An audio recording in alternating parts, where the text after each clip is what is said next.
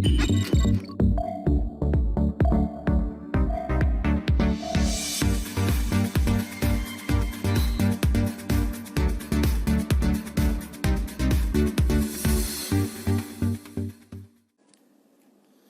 c'est quand même bizarre, notre pays. On se dit être patriote, on se dit avoir eu le soutien du président de la République, M. Paul Biya. Mais curieusement, on est plus sollicité par les pays voisins et où on nous nomme ambassadeur itinérant. Mais c'est quand même très original ça. Qu'est-ce qui n'a pas marché? Nous, on veut savoir. On est celui qui appelle même à la jeunesse de soutenir et de voter le président de la République. Mais curieusement, c'est les autres pays qui reconnaissent notre talent, qui nous sollicitent pour qu'on puisse les aider et ils nomment ambassadeurs itinérants. Mais c'est grave, il y a quelque chose qui ne marche pas. Mais en tout cas, c'est des questions auxquelles un jour on va s'attarder à répondre.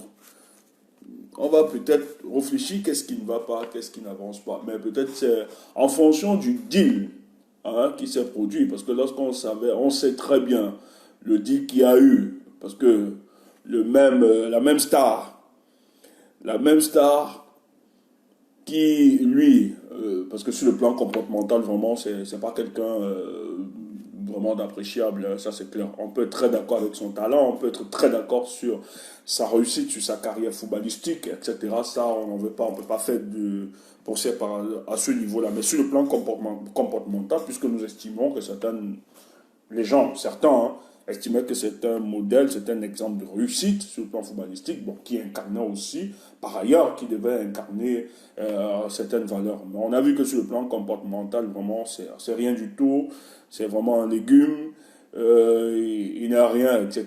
Il a été vomi par la multitude des Camerounais, parce que les Camerounais aujourd'hui, il ne suffit pas juste, en fait, pas seulement les Camerounais, mais nous sommes dans une ère où il ne faudrait juste pas suivre un homme parce qu'il a eu une réussite, mais sa réussite doit aussi être portée par certaines valeurs.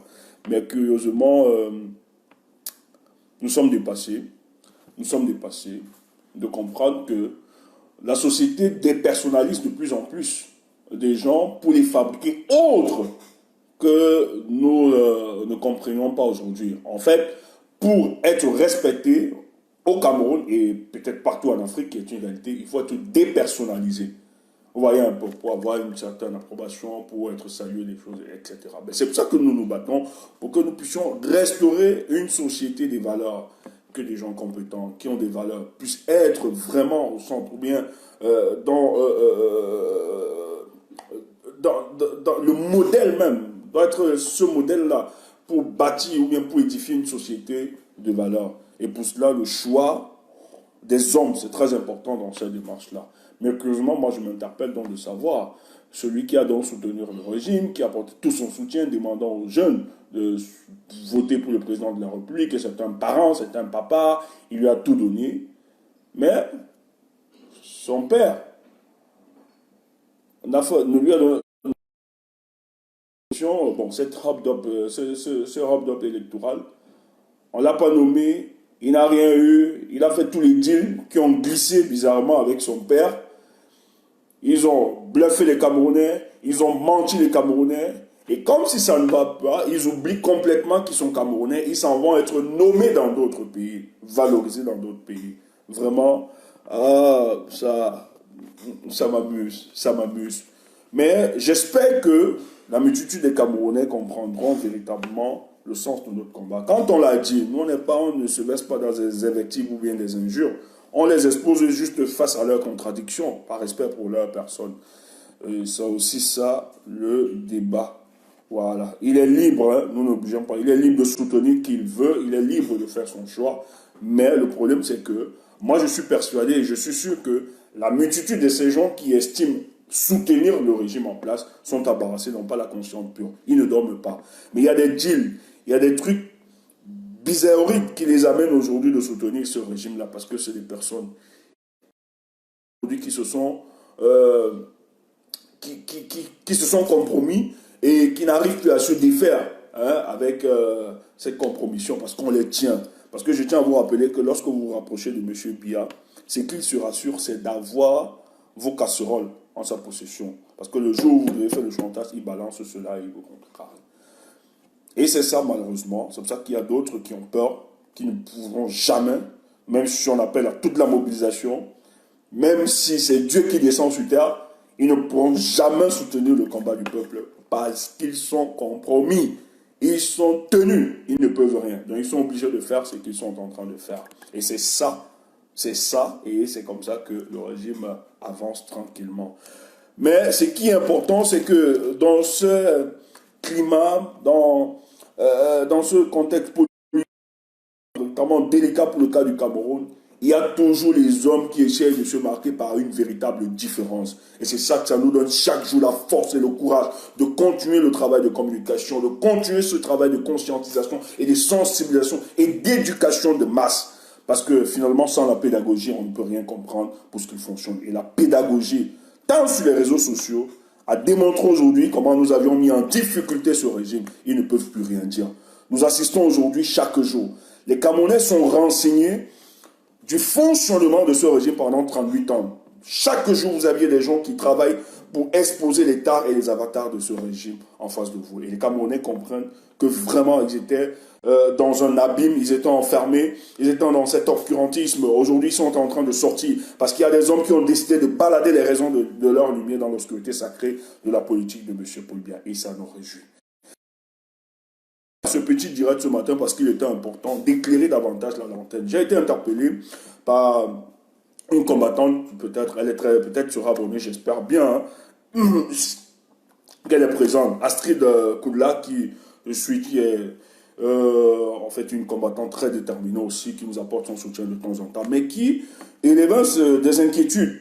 Parce que hier, j'ai fait une analyse sur la question du Nigeria, et elle m'a répondu aujourd'hui, elle m'a interpellé, elle me dit, mais Stéphane, c'est vrai, tu as analysé sur le Nigeria, mais est-ce que tu ne penses pas que ce qui se passe au Nigeria actuellement n'est pas une volonté de la France de mettre en difficulté le Nigeria, parce que le Nigeria a été opposé au projet de l'ECO, ce projet porté par cette girouette politique qui est Alassane Ouattara, accompagné avec Macron, qui voulait imposer les autres pays de la sous-région pour le faire. Mais je tiens à rappeler que le projet de l'ECO, ça ne date pas d'aujourd'hui. Vous avez le rapport d'Hubert Védrine,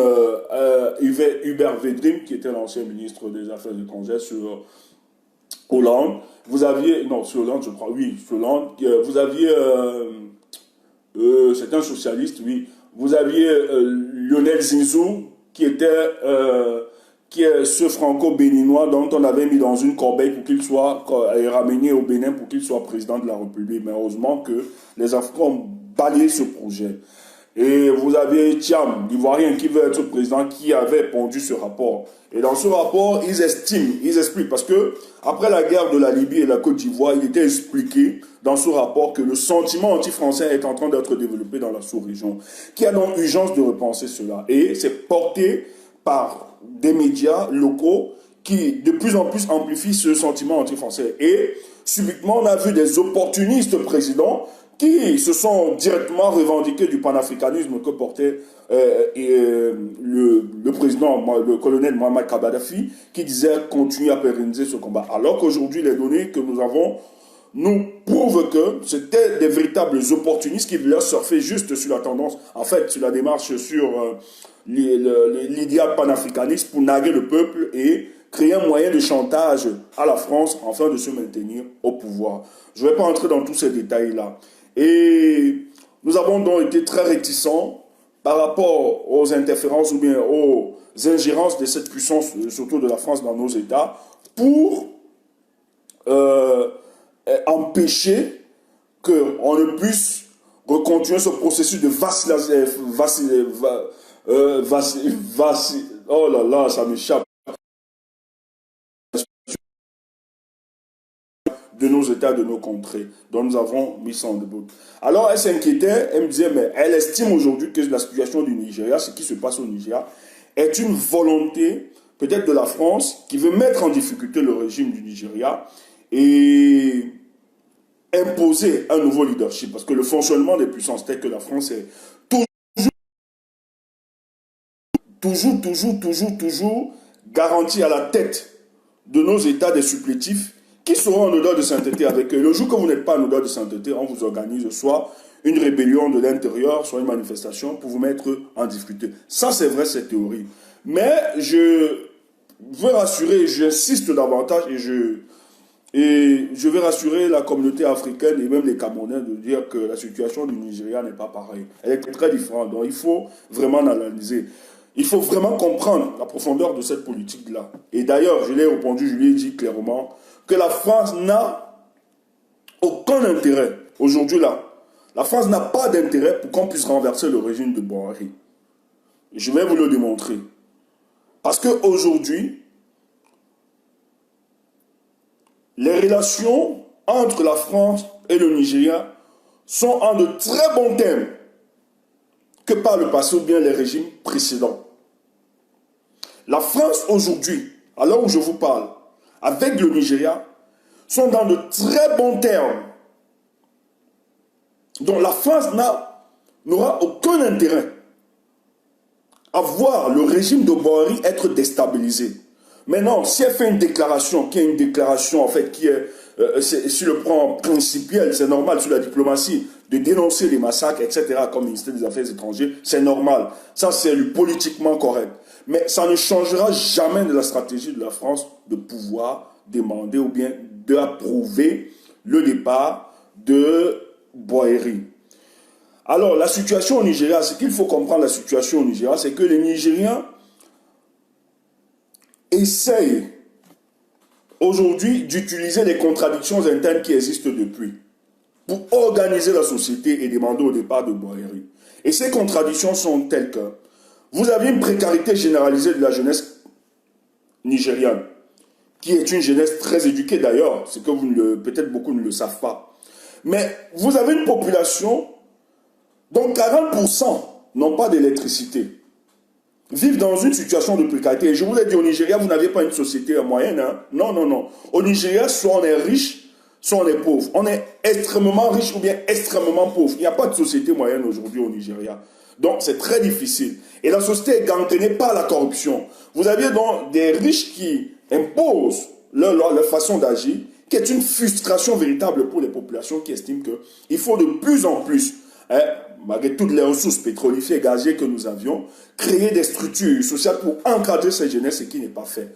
Donc, c'est pour ça que vous allez voir au Nigeria, la plupart des jeunes vont s'adonner soit à la musique, à la comédie, soit à la fémania, ce qu'on appelle d'habitude, quelqu'un me disait ça y est, le tcha-tcha-tcha sur les réseaux sociaux, la frappe à Internet. Voilà ce qu'il conforte aujourd'hui la jeunesse nigérienne qui estime que pour devenir riche, il faut utiliser l'escroquerie pour se maintenir, pour devenir riche. Mais à un moment, ça frustre et ça embarrasse vraiment les Nigériens qui estiment que ce pouvoir, ce régime ne travaille pas véritablement pour mettre des structures qui répondront aux attentes du peuple nigérien. Et je tiens à vous rappeler que lorsque vous voyez dans cette vague de contestation de part dans le Nigeria, vous aviez sur le plan international les puissances qui ont réagi, même des hommes politiques, vous allez voir en Angleterre, ils ont réagi, que ce soit le monde du football, de la musique, mais aussi des hommes politiques anglais qui ont réagi. Vous allez voir aux États-Unis aussi beaucoup qui ont réagi. Mais la France a été très prudente. Si vous allez voir en France, vous allez voir que la France s'est limitée juste sur la diplomatie, mais pas plus. Or, elle a aussi ses intérêts au niveau du Nigeria. Donc, ça explique la posture. Et ce qu'il faut rappeler aux Africains, c'est que le monde est un monde. Les gens ont tendance à associer la démarche de certaines puissances à une démarche occidentale. Il faut souvent dissocier cela parce qu'aujourd'hui, les puissances estiment que aller de manière en ensemble pour attaquer ou bien pour dominer certaines de nos contrées ne pourra pas garantir la force des puissances individuellement. Donc, que ce soit les États-Unis, on l'a vu avec cette montée du bilatéralisme avec Trump, que ce soit l'Angleterre, que ce soit la France, tous ont une politique africaine définie par eux-mêmes. Et la France n'est pas en reste. Donc la France n'a plus une vision multilatéraliste envers les pays africains. Elle estime qu'il faut avoir une position, une posture bilatéraliste. C'est-à-dire, Donc de traiter directement avec chaque État pour garantir la puissance même de la France. C'est ce que font les États-Unis. Quand vous avez le document stratégique des États-Unis pour l'Afrique, vous vous rendez compte qu'un document bien pensé par les États-Unis qui définit sa politique, qui n'est pas souvent dans la même démarche que la France. C'est pour ça que vous allez voir, pour le cas du Cameroun, la France et les États-Unis s'opposent sur certaines décisions politiques au niveau du Cameroun. Pour les États-Unis, quelle est la position des États-Unis? La position des États-Unis, ils estiment que, ça c'était depuis estimé que Paul Biya devait permettre une alternance paisible au Cameroun, c'est-à-dire organiser une élection libre et transparente et laisser que le vainqueur, celui qui pourra être porté par le peuple, puisse gérer cela. Ça, c'est la vision des États-Unis. Et les États-Unis avaient décidé de ne pas interférer dans le processus électoral au Cameroun, d'aider même le Cameroun et l'accompagner. Pourquoi? Parce que dans le déploiement, dans la stratégie militaire ou bien dans la stratégie de la politique étrangère des États-Unis pour le cas du Cameroun, elle estime que le Cameroun, sur le plan géographique, a une position importante. Quand vous avez 455 kilomètres de littoral qui donne directement au golfe de Guinée, parce que le golfe de Guinée, c'est le véritable enjeu dans nos contrées-là. Donc, il faut avoir cette posture, cette position géographique très importante afin de déployer une politique sous-régionale. Et ça, donc, les États-Unis estiment que pour avoir ces garanties, il faut tranquillement permettre qu'il y ait une élection paisible au Cameroun. Comme ça, il y aura point de querelle, point de guerre ou bien point de bataille. Parce que s'il y a une bataille, c'est toute la sous-région qui sera en difficulté. C'était ça la démarche des États-Unis. Or, par contre, la France, quelle est la posture de la France? Dans la posture de la France, il était donc question de si Paul Biya peut nous permettre d'exploiter la sous-région, d'avoir le contrôle sur toutes les richesses tranquillement et de contrôler les autres puissances, alors on ne doit pas l'embarrasser. On va laisser faire le jeu. Mais néanmoins, s'il y a une dynamique populaire qui se lève, alors nous allons nous noter. Ça, c'est la duplicité congénitale de la France. C'est ça son évolution.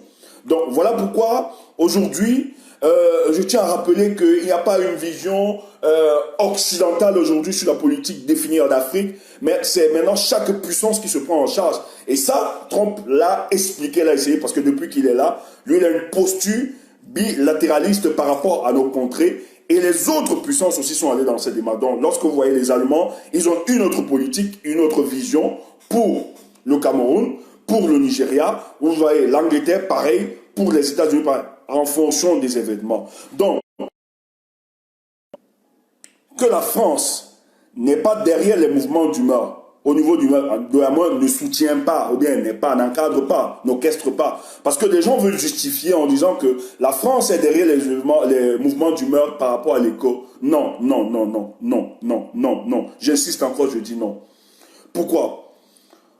Parce que les questions de souveraineté au Nigeria n'émanent pas de la décision stratégique du président de la République. Il est assisté par des experts. Il y a des conservateurs nigériens qui définissent la politique d'autodétermination. Donc, ils se rassurent de la continuité de la politique d'autodétermination du Nigeria. Donc, Boeri ne peut jamais, sur les questions de souveraineté, livrer ou bien rétrocéder de manière contractuelle la souveraineté acquise par des batailles, par des luttes du Nigeria à une quelconque puissance. Et les Français sont très au courant par rapport à ça. C'est pour ça que le projet de l'éco, de cette nouvelle monnaie, qu'est-ce qu'ils ont fait? Macron, vous savez très bien que c'est Macron qui réchauffe la diplomatie nigérienne et de la France, parce que Macron apparemment a dû travailler au Nigeria, a bien passé, donc il a vraiment ses entrées avec des hommes politiques, il les connaît très bien, il a réchauffé, il a vraiment ses entrées là-bas. Mais il sait très bien le patriotisme porté par le Nigeria. Donc dans ce deal, c'est pour ça que vous allez voir que dans la sortie, ou même dans la déclaration de la création de la nouvelle monnaie, l'éco, qu'est-ce que Macron fait? Il utilise Ouattara. Il consulte même la déclaration du Nigeria et du Ghana. En fait, il veut mettre le Nigeria et le Ghana sur les faits. Or, vous avez vu que lorsque Macron et Ouattara ont fait cette déclaration de la nouvelle monnaie qui sera créée dans la sous-région, dans la CEDEAO en l'occurrence, vous avez vu que par après, le Nigeria, que ce soit le Ghana, on dit qu'ils ne se sentent pas concernés parce que cette décision n'ont pas pris au préalable leur exigence. Mais on était là dans une mafia politique, dans une escroquerie politique que et laisser la dotation. Mais les autres, parce qu'ils ont la pression de leur population, parce que je tiens à vous rappeler que être chef d'État au Nigeria ou au Ghana, c'est avoir la légitimité populaire. On a dépassé le stade des hop-dop électorales. Parce que peut-être eux, ils sortent d'une autre culture, la culture anglo-saxonne, qui pense les choses différemment, qui voit les choses autrement. Alors, la France donc devait utiliser subtilement ces avancées pour faire pousser à cette... Le Nigeria s'est rétrogradé parce que la question de la monnaie, qui est une question liée à la souveraineté, ne peut pas être une décision unilatéraliste de Boahéri. Donc Boahéri a besoin de l'approbation, non seulement des élus, mais des lobbyistes nigériens. Tu as dans ces lobbyistes-là, vous avez des industriels, les hommes d'affaires, les hommes politiques, les génons, etc., etc., qui décident des orientations politiques dans ce pays. Donc c'est une question sensible. Et s'ils le faisaient, le Nigeria, les Nigériens devaient justement constater la trahison de Boahéri par rapport à cette question de souveraineté. Donc ils ne pouvaient pas aller dans cette démarche-là. Donc, j'estime que cette question de l'écho, même si les Français, ils ne pouvaient pas, mais quand je l'ai dit, ces questions de l'écho, donc ce n'est pas une justification valable pour dire que effectivement la France est derrière les revendications, les contestations des Nigériens aujourd'hui dans le but de pouvoir... Mais ce qu'il faut comprendre, c'est que dans les intérêts des États, il y a des éléments sensibles, il y a des éléments sensible qu'il faut laisser à l'approbation, que la souveraineté puisse en décider.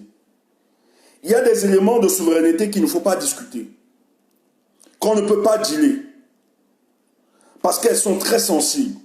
Mais il y a maintenant d'autres éléments qu'on peut fermer les yeux et qu'on peut dealer tranquillement et qu'on n'a pas forcément besoin de l'approbation de toute la classe politique pour faire.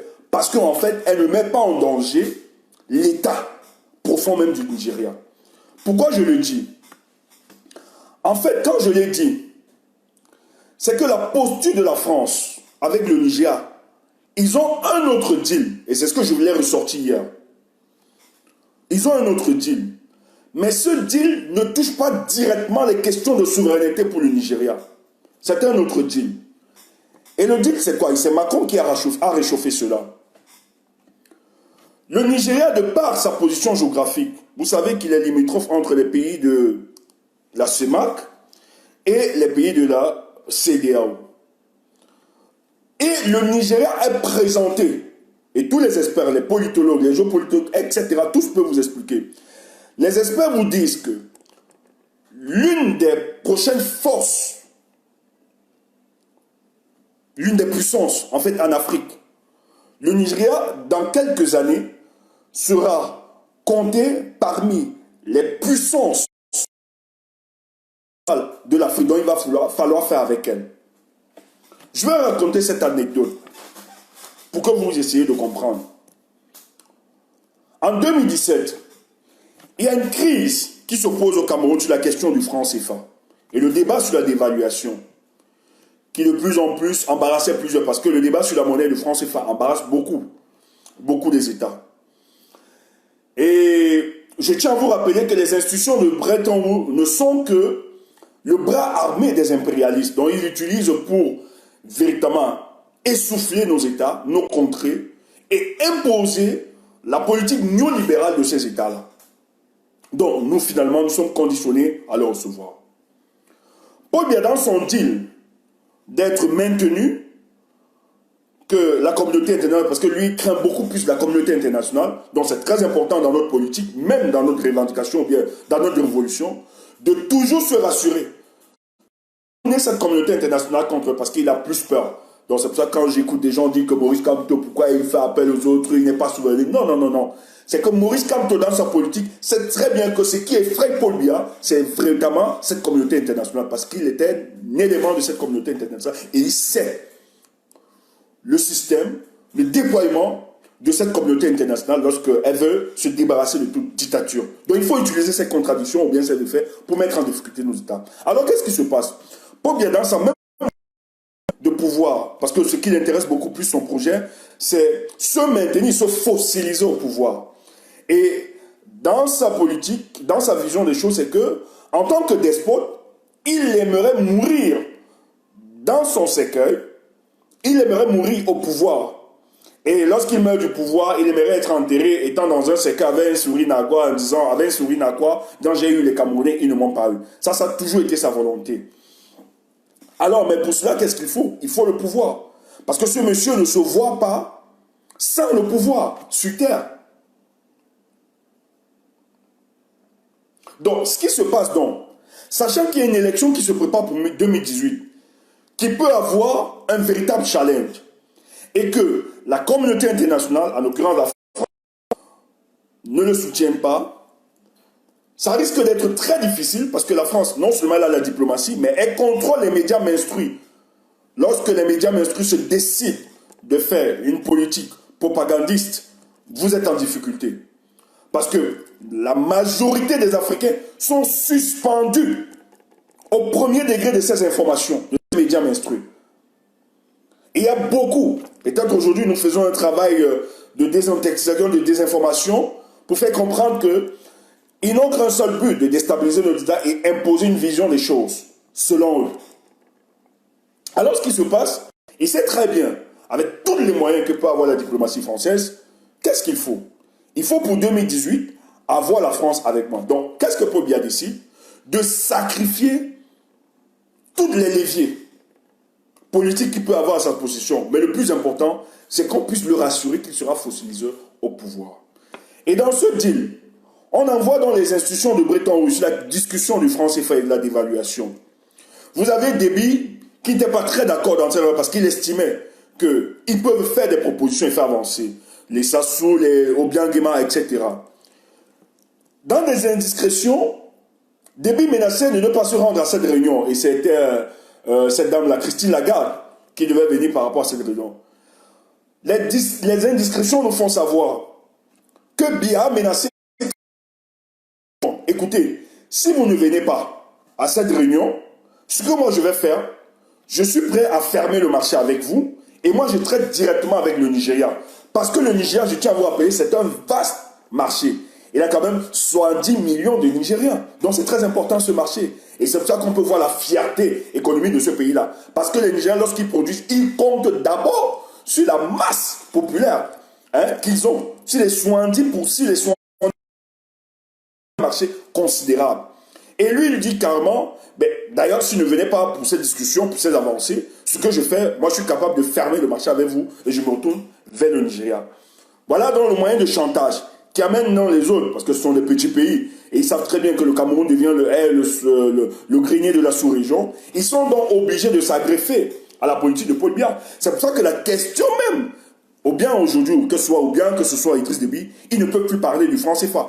Parce que il y a des réalités géopolitiques où Biya a obligé la plupart de ses présidents à se ranger du côté de la France. Donc, si vous entendez les gens crier ou bien jacasser sur les questions du panafricanisme, je tiens à vous rappeler, vous dire que c'est de l'escroquerie politique. Ils savent très bien qu'ils ne peuvent plus. Parce que la preuve en est que récemment, c'est la France qui a aidé encore Déby à renverser les opposants, à tuer des opposants au Tchad. Ce que les gens ne diront pas. Alors que ce monsieur était très critique pour le franc CFA. Et lui, il le dit clair. Et Déby, il a dit, peut-être les gens ne l'ont pas bien suivi, qu'il n'est plus prêt à s'engager dans des sacrifices lorsqu'il saura qu'il va perdre son pouvoir. Donc, le gars a capitulé. Il n'est plus dans cette guerre. Or, le Nigeria, donc, qui commence à se construire comme un géant africain, qui risque d'avoir des vérités indépendantistes comme la Libye. Parce que ce que vous ne saviez pas, il y a quand même un embryon d'industrie au Nigeria. Je parle parce que j'ai été au Nigeria. Au Nigeria, il n'y a pas la friperie, ça n'existe pas au Nigeria. À ça, le Nigeria, la friperie n'existe pas. On fabrique localement. Le Nigeria nourrit sa population. Il y a une étude là, il y a les spaghettis qui font Indomie. Ils appellent ça Indomie. Les Chinois utilisent beaucoup ça. C'est fabriqué par le Nigeria. Moi, j'ai vu des tomates transformées. C'est au Nigeria qu'on les fabrique. Les chaussures, les sandales, moi j'ai vu. Donc le Nigeria peut vivre sans l'aide extérieure. Ils ont développé cette culture. Il y a des médicaments qui sont fabriqués quand vous êtes malade. Moi, j'y suis allé dans les pharmacies là-bas. C'était une fabrication purement nigérienne. Les biochimistes travaillent, ils mettent des produits. Au Cameroun, vous avez vu ces produits, vous avez consommé ces produits par le passé. Fabriqués par le Nigeria. C'est une société fière d'elle.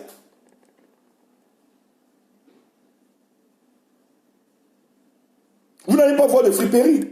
Et lorsque vous voyez au Nigeria une multinationale être installée, il y a un décret qui a été voté. Le décret, ils appellent ça le décret d'indinisation. D'indinisation. Le décret. En fait, ce décret explique quoi? Hein, c'est indigénisation, ça vient d'indigène. En fait, c'est pas péjoratif. Hein. En fait, c'est un décret de, c'est qu'on peut appeler un décret de nationalisation, hein, des multinationales. Que stipule ce décret? Ce décret dit très bien, lorsque vous êtes une multinationale qui veut s'établir au Nigeria, vous concédez 40% de vos parts aux nationaux. Ça, il ne discute avec personne.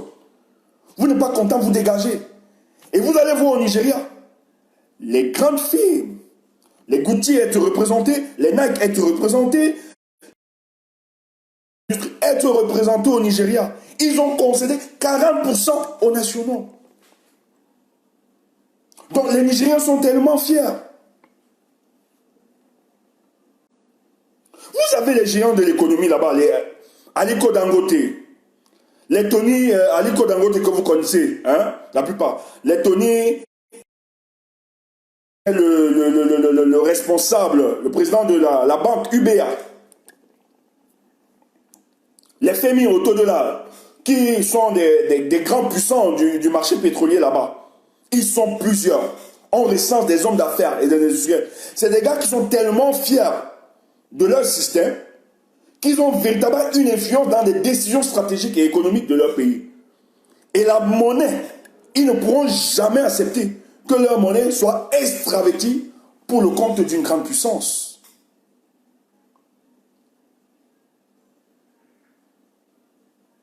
Et c'est du protectionnisme économique, patriotique. Ils sont tellement fiers d'eux.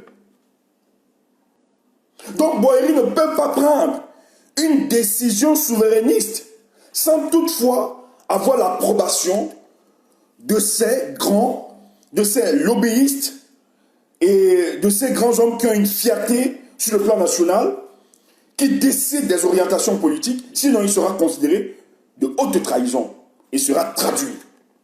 Parce qu'il ne discute pas avec cette question. Maintenant,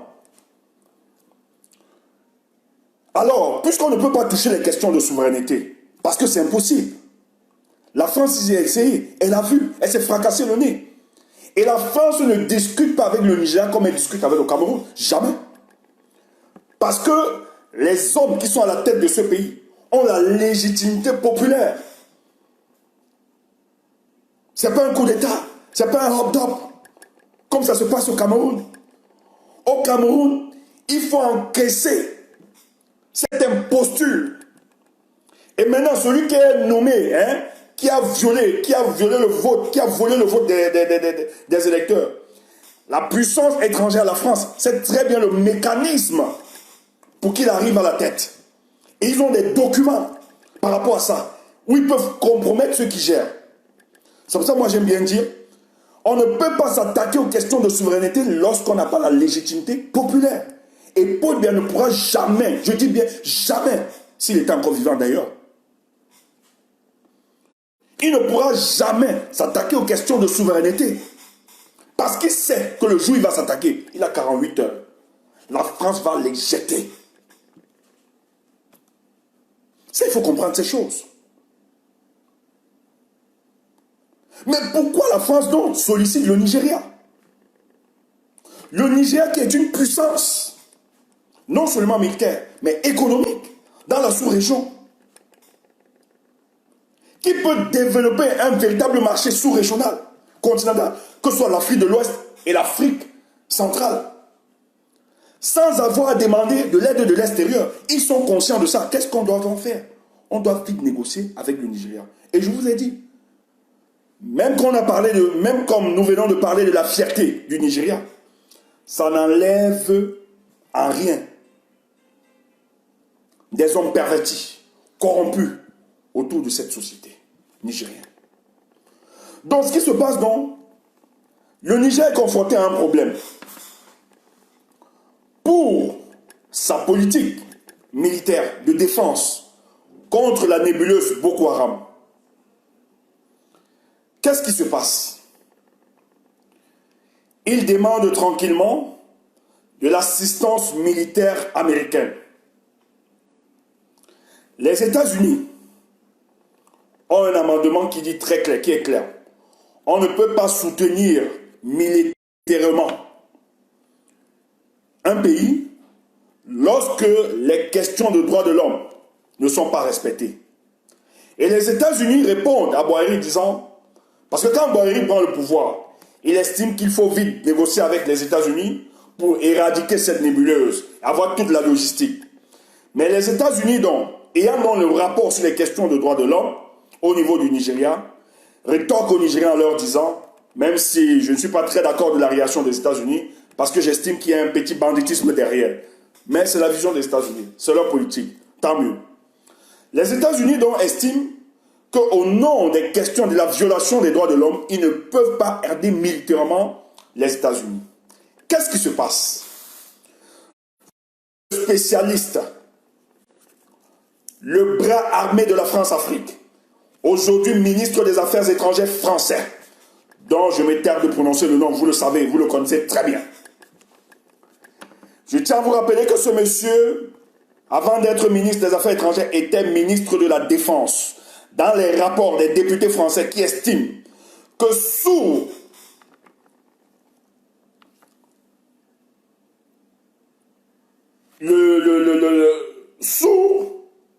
la tutelle de ce ministre des Affaires étrangères, je ne peux pas évoquer le nom, ça me donne des démangeaisons, excusez-moi, mais vous connaissez, que ce ministre, il était ministre de la Défense. Il est là, il connaît. C'est pour ça qu'il connaît toute la mafia. Et c'est les postes stratégiques. C'est pour ça qu'on ne peut pas il ne peut pas quitter. Il a toujours des postes qui lui donnent une priorité ou bien une proximité avec les potentats africains. Ce type d'homme ministre de la Défense, on vous explique que c'est quand il fut ministre de la Défense que la France a vendu l'armement. Incroyable. C'est des documents que vous pouvez vérifier. C'est eux-mêmes, les Français, qui le disent. Qu'ils n'ont jamais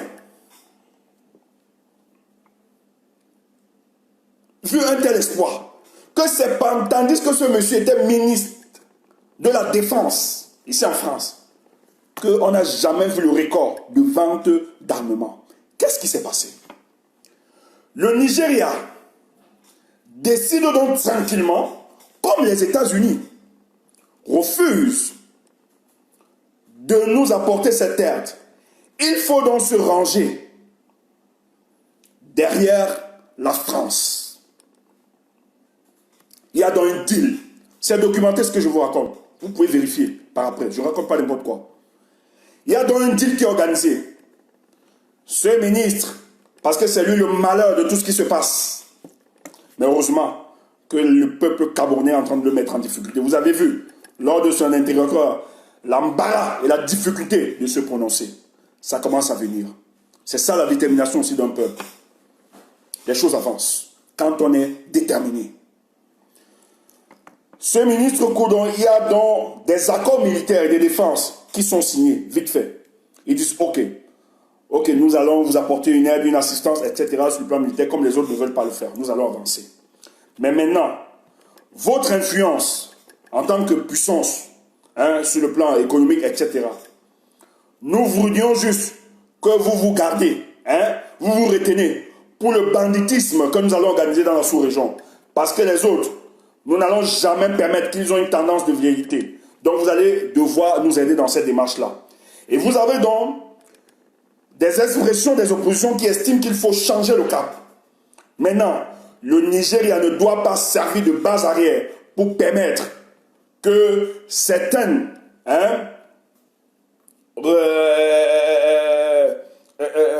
vérités sécessionnistes puissent prendre le jour à partir du Nigeria. Donc vous devez nous aider parce que nous avons un de nos potentats africains qui est embarrassé, qui est en difficulté. Donc il y a une triangularisation qui se fait entre le Nigeria, le Cameroun et la France. Un deal est donc organisé.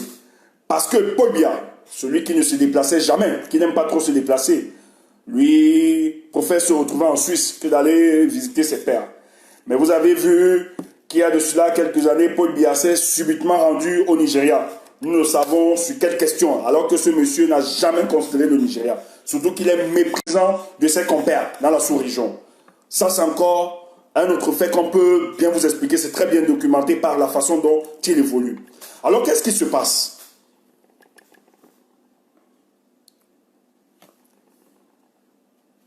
Ça, c'est qui ça? Non, je ne veux pas bloquer ça, me pète beaucoup de... Alors, qu'est-ce qui se passe? Tranquillement. Dans le deal, vous avez donc un potentat africain qui est en difficulté, Paul Biya. Et que vous aviez dans le sud-ouest, le pétrole qui est là-bas profite d'abord à la société Total, société française. Donc, il faut urgemment sauver le soldat Paul Biya. Qu'est-ce qu'il faut faire? C'est que, du fait historique, il y avait des accords secrets entre les sécessionnistes et l'État du Nigeria qui n'ont jamais aidé les Biafrais, qui veulent aussi, qui veulent leur autonomie, qui bataillent pour ça, mais n'arrivent pas à... Parce qu'ils n'ont jamais pu avoir la caution de nos frères de la sous-région du sud-ouest et du nord-ouest de donner leur contrée ou bien leur forêt comme base arrière pour déstabiliser l'État du Nigeria. C'est documenté.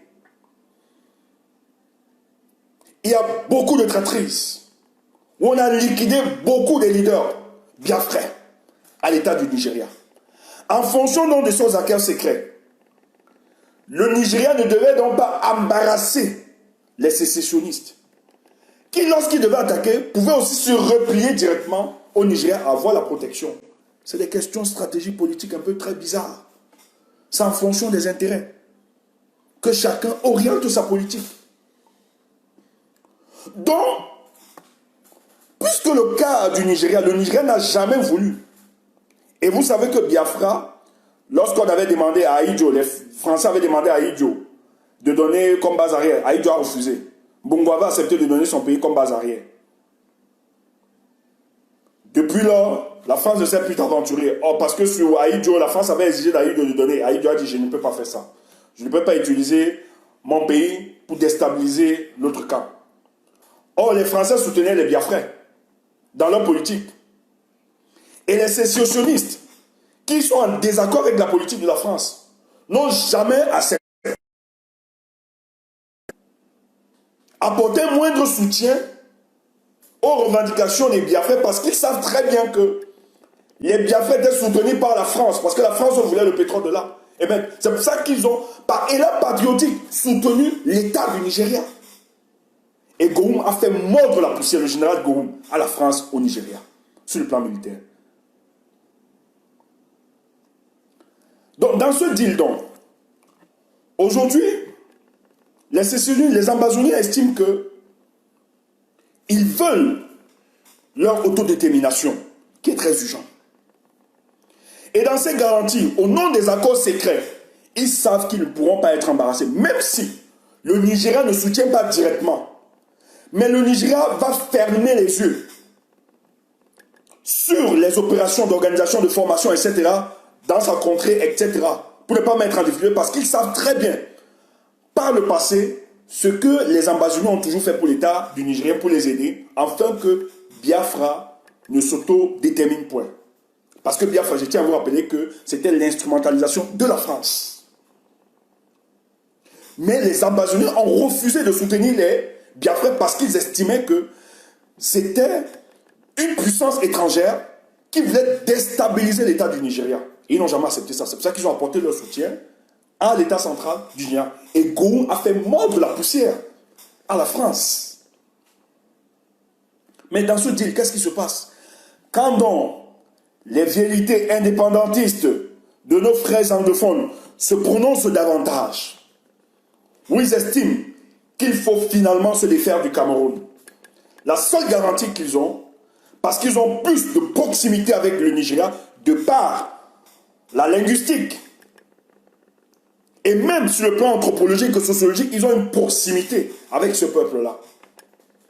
Donc, celui qui s'est donc revendiqué leader amazonien, estime très bien que pour il va le faire au Nigeria, pour permettre à certains leaders qui n'ont pas la possibilité de se rendre aux États-Unis, d'être tous ensemble et des partenaires et expliquer la vision des Amazoniens. Qu'est-ce qu'il fait? Il a l'approbation des généraux nigériens qui le rassurent, même des ministres, des hautes personnalités politiques, qu'il n'y a pas de souci qui peut venir. Les renseignements camerounais et français étant informés d'une descente de Ayou Tabé au Nigeria, qu'est-ce qu'ils font? Au nom de leur accord de défense, au nom de certains intérêts géopolitiques, la France crée une médiation. On vient, on utilise, parce que Boyeri, contrairement à ce qu'il a fait croire aux gens, tant que général, il n'a pas de personnalité. On explique dans Boyeri que non, ce garçon veut déstabiliser le pays, voilà. Et comme Boyeri estime que livrer Ayou Tabé n'est pas une question de souveraineté, il ne peut pas être embarrassé par rapport à ça, parce que c'est un Camerounais. Et lui, il explique aux Nigériens que lui le fait dans le but de laisser éclater la justice et que les Camerounais puissent se réconcilier entre eux. Et pour tous ceux qui sont dans une vision panafricaniste, on ne voudra jamais accepter le saucissonnement de nos États. On peut être très d'accord pour cette démarche, tel qu'il a expliqué. Mais ce qu'on oublie de dire aux Africains, c'est que ça participait d'un deal où il fallait liquider Ayou Tabé. Maintenant, tout ce que Boyeri demande à Paul Biya demande, je veux juste que son intégrité physique soit préservée. Parce que pour Paul Biya, quand vous osez balader les raisons de votre lumière dans son obscurité sacrée de sa politique, il doit vous liquider. C'est comme ça qu'il a fonctionné, pour se maintenir jusqu'à 38 ans. Ce n'est pas nouveau. S'il a tué femme, il ne peut pas s'abstenir de liquider tout ça. Même Kamto, ils ont essayé, mais par la force des choses et de la providence qui a démontré que c'est tard, ça ne peut plus évoluer comme ça. Les forces ont changé. Sinon, Kamto serait liquidé aujourd'hui. C'est ça pour bien. Alors, qu'est-ce qui se passe donc dans ce deal? Puisque ce n'est pas une question de souveraineté, Boyeri avec son deal, avec la proximité de Macron qui est passé par le Nigeria, il a une influence. Et je tiens à vous rappeler qu'il y a une corruption de l'établissement pour les Nigériens, où on donne l'argent à certains généraux, à plusieurs. Parce que le Nigeria est aussi gangréné par la corruption. Qu'est-ce qu'ils se disent? Ils disent, ben, en tout cas, ce sont des Camerounais entre eux, ce n'est pas une histoire du Nigeria. Dis donc, ça leur regarde, on va le liquider. Ayou Tabé, ignorant les informations géopolitiques et le contexte Nigeria, étant nagué par l'assurance de certains caciques de ce régime-là, le gars descend tranquillement alors que c'est son arrestation qui est organisée. On observe un pompilatisme de Boyeri qui liquide tranquillement notre compatriote à Paul Biya. Pourquoi? Parce que ce que Ayou Tabé pose, il s'attaque indirectement ou bien directement aux intérêts de la France. Quand ils demandent d'avoir leur État, c'est qu'il est en train de dire directement que la France ne va plus exploiter le pétrole qui se trouve dans le sud-ouest. Donc la France est obligée d'utiliser sa diplomatie, d'aider Paul Biya pour qu'on puisse balayer de l'espace politique à Ayoub-Tabé. Et c'est ce qui s'est passé. Le gars a liquidé tranquillement Boyeri. Parce qu'il s'est dit, ce n'est pas une question qui révèle de la souveraineté du Nigeria, c'est une histoire des Camerounais entre eux, j'estime qu'ils vont s'expliquer, mais on a corrompu toute la classe politique, du président jusqu'aux généraux, jusqu'à certains caciques, ils ont liquidé Ayoub-Tabé. Et aujourd'hui,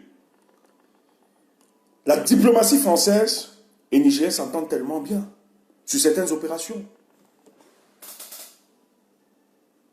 Ils estiment que Boyeri, dans la sous-région, est un partenaire sûr. Parce que néanmoins, si Boyeri n'accepte pas que la France l'inféode, mais au moins, il faut contrôler Boyeri. Il faut empêcher Boyeri d'exercer une influence sur le précaré français. Et quand je parle du précaré français, c'est l'Afrique de l'Ouest et l'Afrique centrale. Dans le Nigeria, si le Nigeria décide, elle peut aider beaucoup de pays dans la sous-région d'atteindre leur autonomie, leur souveraineté. Vous avez le Bénin, du côté de l'Afrique de l'Ouest, qui a une frontière avec le Nigeria. Vous avez le Cameroun pour le cas de l'Afrique, le Tchad pour le cas de l'Afrique centrale. Ça peut être une zone d'influence. Donc c'est pour ça qu'il faut bloquer, il faut contrôler le Nigeria.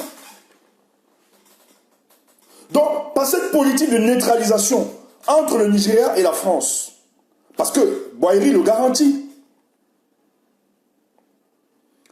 on a donc intérêt d'avoir Boyeri, parce que Boyeri ne va jamais s'orienter dans une politique souverainiste pour les autres États. Il sera plus concentré dans l'État du Nigeria. Et Boyeri est prêt à coopérer avec les potentats africains dans nos États pour garder cet état de désolation de nos contrées.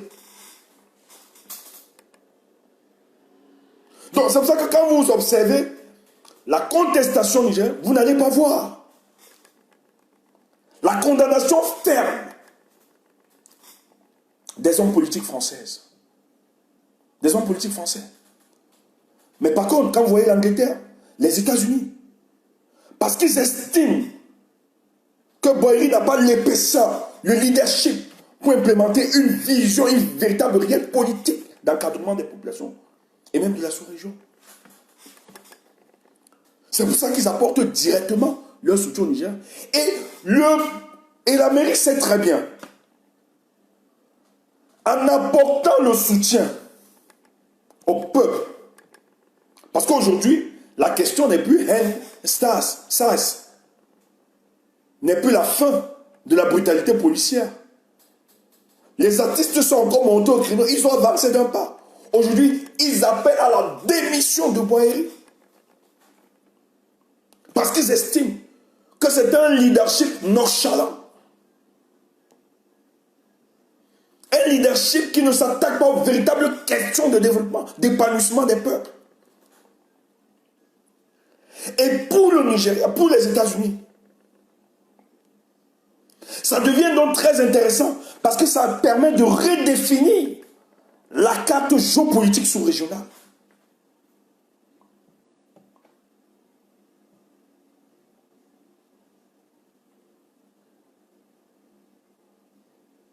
Et l'émergence d'un nouveau leadership peut faire avancer les choses.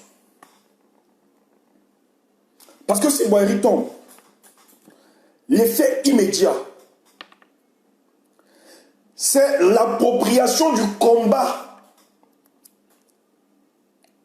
des Nigériens par les autres pays limitrophes, direct.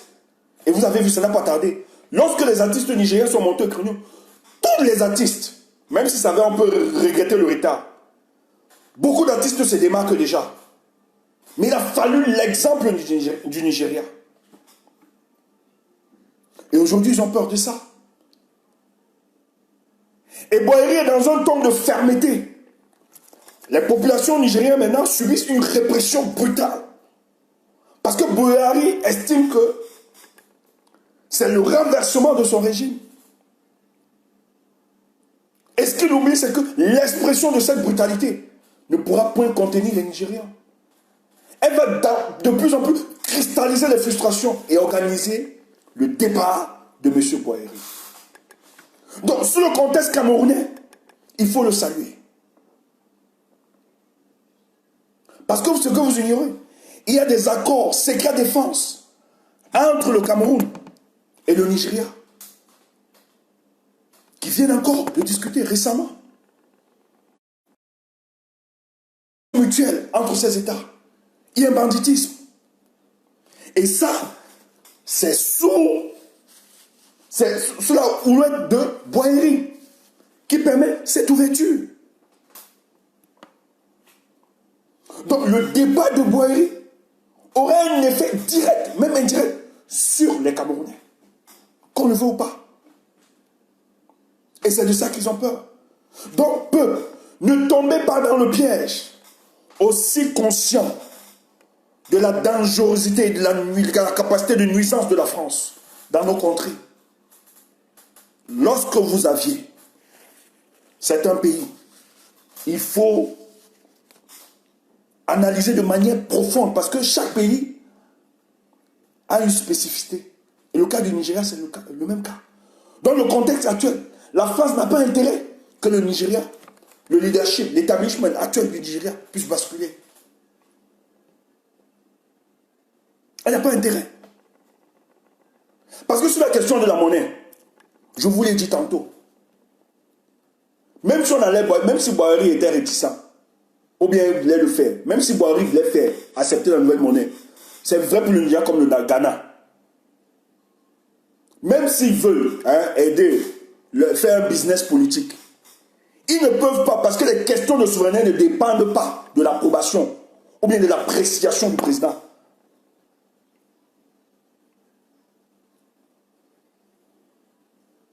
Ça devient des questions sensibles. Il y a beaucoup qui décident. Donc, du coup, la France est consciente de ça. Et le refus de cette histoire ne demande pas de boire. C'est les hommes d'affaires et les industriels nigériens. Et certains spécialistes, certains économistes qui ont démontré que l'acceptation d'une telle monnaie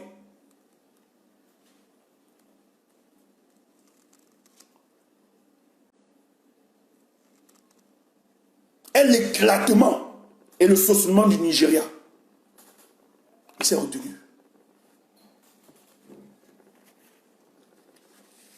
Donc la France est consciente, même si on met un autre président, même s'il est voyou, même s'il est un ami de la France, il ne peut pas s'attaquer sur ces questions. Il y a des questions sur lesquelles on ne parle pas, on ne discute pas.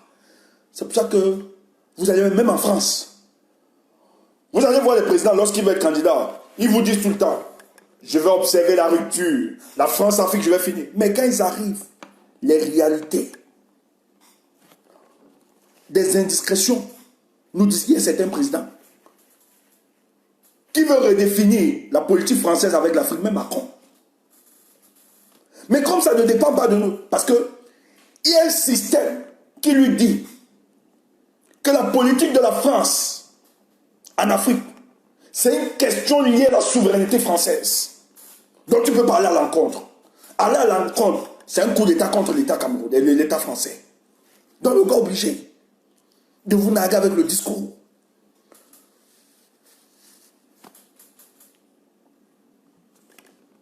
Donc au Nigeria, au Ghana, mettez n'importe qui comme président, il ne pourra jamais accepter cette monnaie. Parce que ça ne dépend pas de lui. Ces sociétés ont été organisées ainsi. Les questions de souveraineté se discutent autrement. Ce n'est pas l'approbation du président. Et ça, ce sont les États forts. Parce qu'ils ont une vision dessinée. Et le Nigeria n'est pas prêt à se compromettre, à livrer leur fierté à une puissance extérieure quelconque.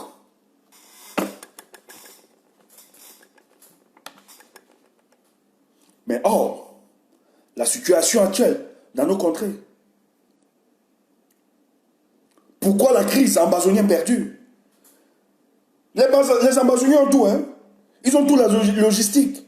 Le seul truc qui manque aux Amazoniens, c'est la base arrière. Et c'est là où la diplomatie française a aidé le Cameroun.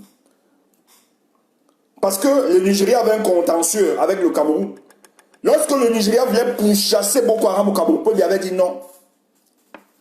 Et les Nigériens n'ont jamais oublié ça. Donc il a fallu l'intervention de la France au nom des intérêts français dans le sud-ouest, le pétrole, que la France était obligée de dire au Nigeria, pardon, gars, sauve-nous le petit con là. Boiri a appelé les autres caciques, on fait comment? S'il y a liquide, nous on passe. Parce que le Nigeria, c'est ça, la corruption, c'est gangréné. Et les gars sont dit donc, c'est honnêteté. On prend le business, on liquide. Ils ont trahi. Or, si les anglophones avaient la base arrière, je suis désolé de le dire, je ne me moque pas de nos compatriotes, de nos forces armées. Ah ça, déjà ils n'ont pas de base arrière. Ils arrivent à maintenir une guerre depuis plus de 4 ans. Donc c'est un échec. Pour bien doivent comprendre, son régime, ils doivent comprendre que l'issue c'est le dialogue. Et dans le dialogue, c'est votre départ. Donc s'ils avaient dans ces bases arrière, mais vous êtes liquidés, vous êtes finis.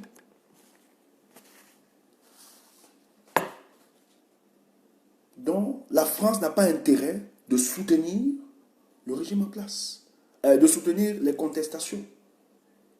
Parce qu'elle ne sait pas très bien, elle n'a pas une lisibilité pour ce qui viendra. Est-ce que si on renverse Boiri, celui qui reviendra pourra continuer dans cette politique de protection des potentats de la sous-région? Parce qu'au nom du terrorisme, du combat contre le terrorisme, ils ont des accords secrets. Entre le Tchad, le Nigeria, etc., le Bénin, tout, ils ont des accords. Et le boss, la France, est derrière pour organiser ça. C'est le business. Et c'est ça les États. Il y a des points de divergence, c'est des points qu'on estime très sensibles, mais il y a d'autres points où on peut avoir des politiques de convergence. Et pour le cas de la stratégie de défense militaire, il y a une convergence. Parce que le Niger tire sa part de gain. Le Niger estime que, en soutenant le régime Paul Biya, en l'aidant, le régime Paul Biya aussi ne va pas aider les sécessionnistes biafrais. Il y a un jeu. Et la France aussi a lâché les biafrais. Voilà le deal. Donc c'est cette précision qui était importante. Il fallait le faire. Il fallait préciser ça. Le contexte géopolitique de la sous-région. Mais maintenant, ce qu'il faut comprendre, que l'effet que ça, directement, l'effet direct, c'est que les artistes nigériens nous ont aidés à susciter. Maintenant, ce que les gens oublient, pour le cas du Cameroun, c'est qu'en fait, lorsque les artistes se lèvent, qu'est-ce qu'on a démantelé directement? L'effet que les artistes commencent à s'indigner. Parce que je tiens à vous rappeler que les artistes aujourd'hui ne se positionnent pas dans le champ politique. Ils utilisent l'humanité, l'humanisme. En fait, qu'est-ce que les artistes camerounais estiment? Qu'est-ce qu'ils prennent? Ils ne s'investissent pas dans le champ politique. Je peux comprendre la prudence de certains. Mais qu'est-ce qu'ils font maintenant? Même si nous on sait que c'est des questions politiques dans le fond, on sait que c'est les politiques qui doivent résoudre ça. Qu'est-ce que les artistes font maintenant pour le cas du Cameroun? Ils s'orientent sur une question d'humanité. Ils disent, on ne peut plus continuer de vivre, de faire l'indifférence face aux morts dans le sud-ouest et le nord-ouest.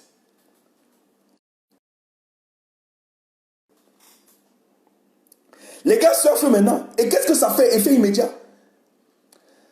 ça mobilise, ça fédère davantage les voix des artistes qui, la plupart, appartiennent à des groupes ethniques. Du coup, lorsque chacun vient s'exprimer au nom de l'humanité, on détruit. Donc il y a une conséquence directe. Le tribalisme d'État disparaît. C'est ce qu'il faut expliquer.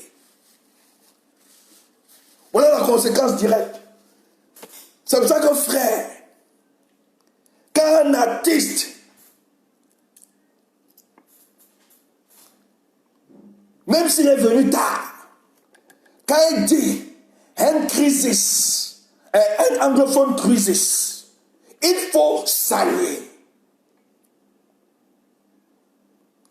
Parce que ça participe indirectement à détruire le tribalisme d'État. Les artistes commencent à transcender leur foyer tribal. Ils se lèvent au-dessus de l'ethnie, de la tribu, et pensent peuple. Donc directement pensent Cameroun. C'est pour ça que nous sommes tellement optimistes. Nous on les dit tout le temps, nos adversaires politiques. Chaque jour, chaque seconde qui passe, on assiste à un dépérissement de l'État de Cameroun. Même si ce n'est pas Camto, il y a des événements qui amèneront les Camerounais à se mobiliser, à vous chasser. Vous n'allez pas contenir. Chaque jour. Vous n'allez pas empêcher chaque jour.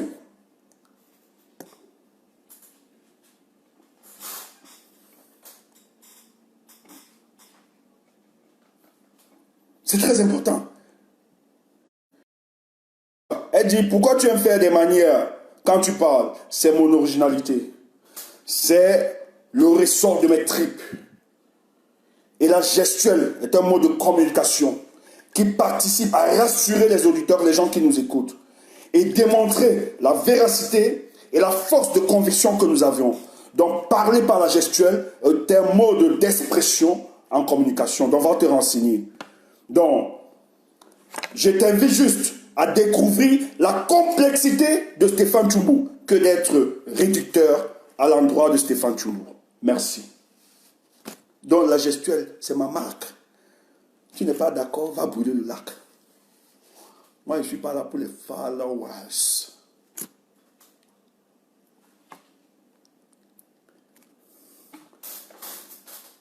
Donc, c'est ce qu'il faut comprendre.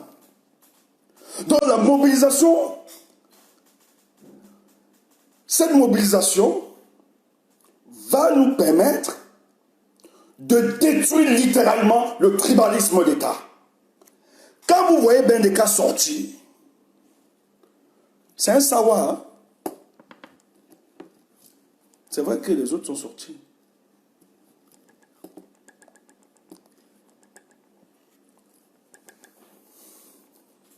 Vous allez voir, du nord, du sud, partout, chacun va commencer à sortir.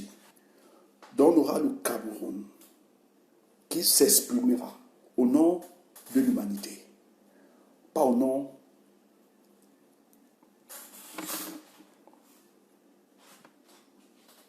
c'est ça. Donc voilà la conséquence directe de la mobilisation de nos artistes.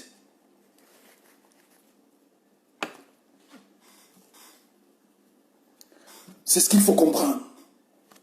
Et ça va continuer. Donc on ne vaut pas ce combat. Moi je ne sais pas comment vous vous comportez. Les nous autres, quand on dort, moi quand je dors ou bien quand je me lève, je ne sais plus comment ils vont partir, comment ils vont tomber. Non. Vous savez ce que je jubile? Moi, quand je me lève, je me vois chaque jour au Cameroun en train de séqueler. Ah, il est haut.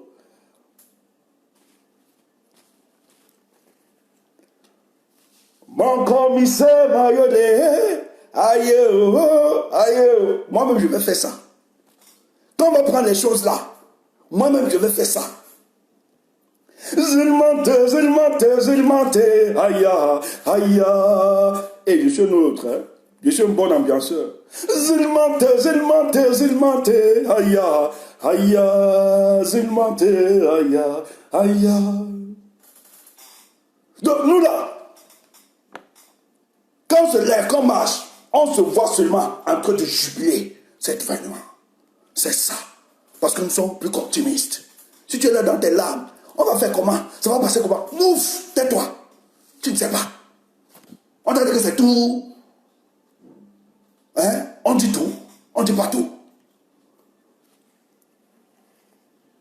Quand tu seras dehors bientôt, quand il sera dehors, j'aimerais que tu me dises encore. Est-ce que c'est quand on s'est mobilisé pour y aller? C'est qu'il y a des choses qui avancent. Et on sait. On sait là où il faut toucher. C'est là. Pour mettre KO. Donc ça fait que nous autres, quand ça arrive, quand ces choses arrivent, et qu'on estime, nous on dit c'est la tribulation, c'est ça.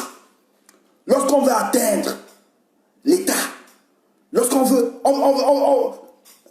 le trophée, quand on veut jubiler d'un trophée, il faut voir le sacrifice derrière. C'est ça qui donne le goût à la victoire.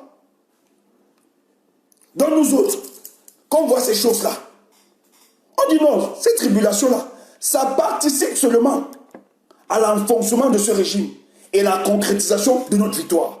C'est pour ça que nous sommes plus que optimistes, heureux. Dans les nous autres, quand on se lève, on chante seulement tout le temps. Zilmante, zilmante, zilmante, aïe, aïe, zilmante, aïe.